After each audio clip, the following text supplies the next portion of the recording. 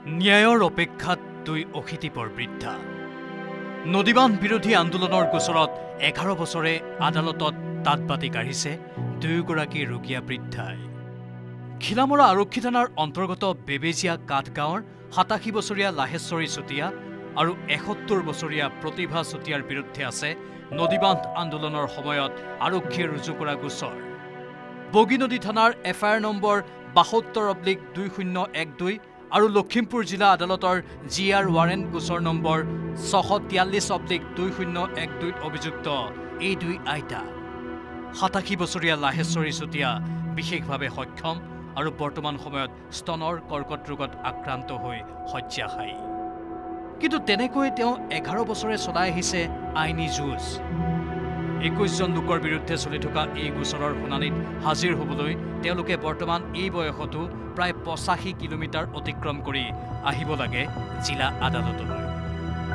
2011 চনত আত্মীয়ৰ ঘৰলৈ যোৱা অৱস্থাত আৰক্ষীয়ে পাই কোনো সোধপোছ নকৰাকৈ তেওঁলোকক সজাই দিলে আন্দোলনৰ নেত্ৰী দুই বৃদ্ধাক চাউল ধোৱাৰ পৰা ধৰি সশস্ত্ৰ আৰক্ষীয়ে লৈ গৈছিল লখিমপুৰ সদৰ থানালৈ পৰৱৰ্তী সময়ত নিক্ষেপ কৰিছিল কাৰাগাৰলৈ যে আজিৰ পৰা 15 বছৰ আগতে নামনি সোৱণশিৰি জলবিদ্যুৎ প্ৰকল্পত যে এক আন্দোলন গঢ়ি উঠিছিল জনসাধাৰণে স্বতঃস্ফূৰ্তভাৱে নামনি সোৱণশিৰি প্ৰকল্পৰ বিৰুদ্ধে এক আন্দোলন গঢ়ি তুলিছিল আৰু সেই সময়ত সেই আন্দোলনৰ নেতৃত্ব গ্ৰহণ কৰিছিল বৰ্তমানৰ অসম চৰকাৰৰ মন্ত্ৰী ৰণোজ পেগু ডাঙৰীয়াদেৱ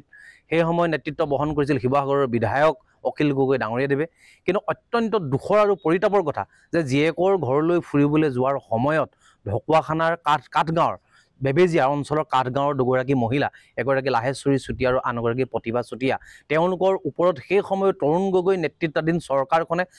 উদ্দেশ্য প্ৰণোদিতভাৱে দুটা কেছ তেওঁলোকৰ ওপৰত জাপি দিছিল আৰু অত্যন্ত পৰিতাপৰ কথা যে এই কেছটো বৰ্তমানলৈকে তেওঁলোকৰ ওপৰত তেওঁলোকে এই বৃদ্ধ বয়সতো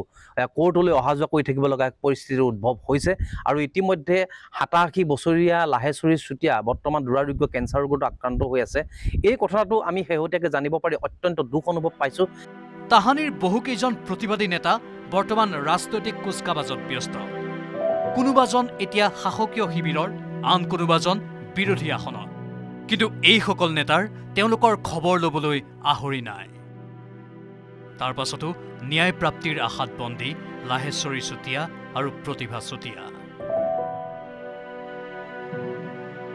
যে সেই সময়ৰ তৰুণ গগৈ নেতৃত্বাধীন চৰকাৰখনে উদ্দেশ্য প্ৰণোদিতভাৱে সাধাৰণ দুগৰাকী মহিলাৰ ওপৰত যি কেছ জাপি দিলে সেই কেছৰ কাৰণে তেওঁলোকে এতিয়াও কোৰ্টৰ দুৱাৰে দুৱাৰে যি ধৰণে তেওঁলোকে অহা যোৱা কৰি থাকিব লগা হৈছে এই বিষয়টোৰ পৰা তেওঁলোকক এক মুক্তি প্ৰদান কৰিব লাগে তেওঁলোকে কেনেধৰণে ইয়াৰ পৰা ৰেহাই পায় তাৰ ব্যৱস্থা অসম চৰকাৰে কৰি দিব লাগে আৰু যদিহে তেওঁলোকে ইয়াৰ ব্যৱস্থা কৰা নহয় তেনেহ'লে আমি বুজি পাম যে অসমৰ থলুৱা যিবিলাক সহজ সৰল মানুহ আছে তেওঁলোকৰ ওপৰত কৰা এই অত্যাচাৰ কেতিয়াও কিন্তু অসমীয়া ৰাইজে গ্ৰহণ নকৰিব নিপু বৰুৱাৰ report news 18 Assam north east